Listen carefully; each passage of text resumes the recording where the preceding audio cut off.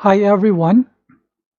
Today we're going to study confidence intervals for the mean when population standard deviation is known.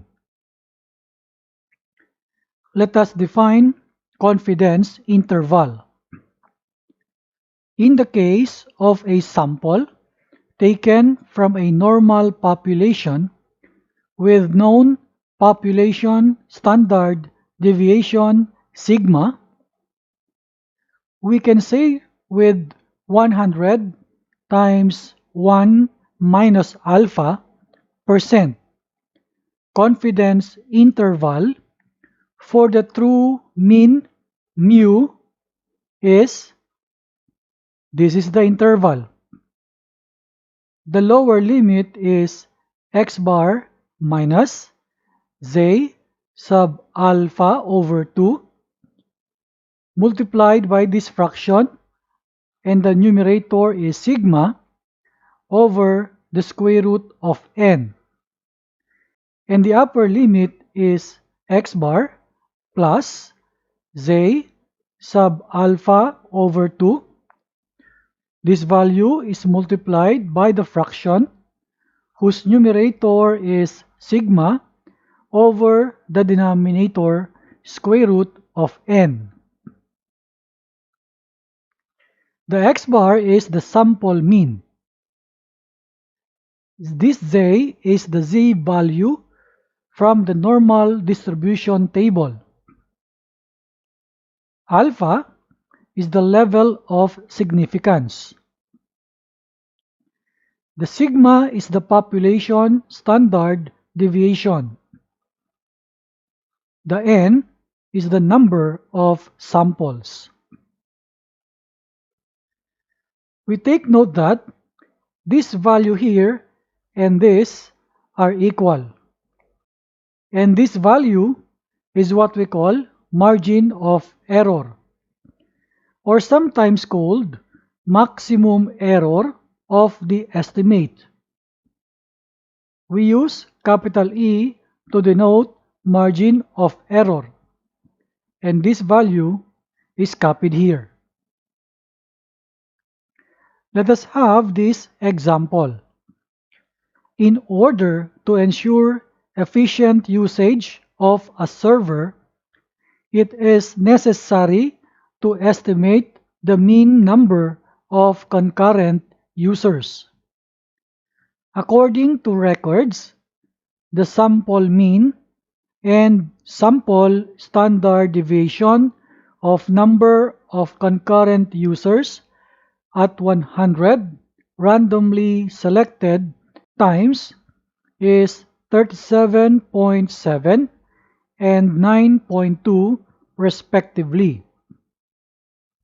Letter A, construct a 90% confidence interval for the mean number of concurrent users. Letter B, what is the margin of error? For our solution, let us copy the formula for the confidence interval, and it's now here. Then, let us list the given of the problem, starting with x bar, and that is 37.7. Next is the sample standard deviation, that is S, and it is equal to 9.2. The n is the 100. Alpha is equal to 100% minus the confidence level.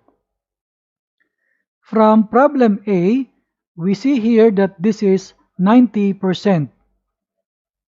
So 100% minus 90% is 10%. Expressing this as decimal, we write 0.10. Now, for the z sub alpha over 2, we write here z sub 0.10 over 2. So we have Z sub 0.05. Since our n here is large, so we will take the value of Z from the normal curve table. And the value is 1.645. Also, we can see here that the given is a sample standard deviation. We can use the sample standard deviation to estimate the population standard deviation. So we can modify our formula here in the confidence interval, changing sigma into S. Now, we can start solving letter B, the margin of error, denoted by E. This value here is the margin of error, so we copy it here. Substituting the corresponding values, we have now the Z sub alpha over 2 is now 1.645 times the fraction, and the S becomes 9.2 over the square root of n is square root of 100. We can simplify the square root of 100 into 10. Using our calculator, the margin of error is equal to 1.5. So this answer we can write under problem B. Here we go.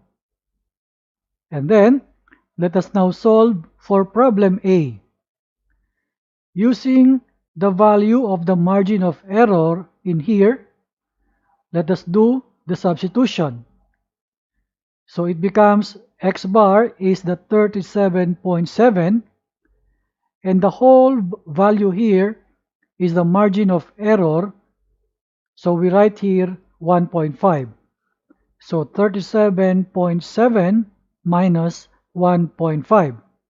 That is the lower limit, comma, and the upper limit is x bar now becomes 37.7 plus 1.5.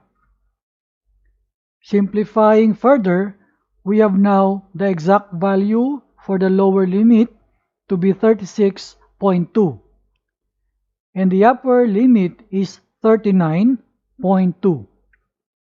This is the confidence interval, and this is the answer for problem A.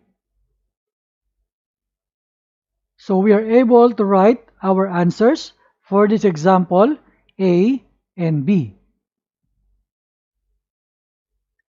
I hope you learned something from this video. See you again next time.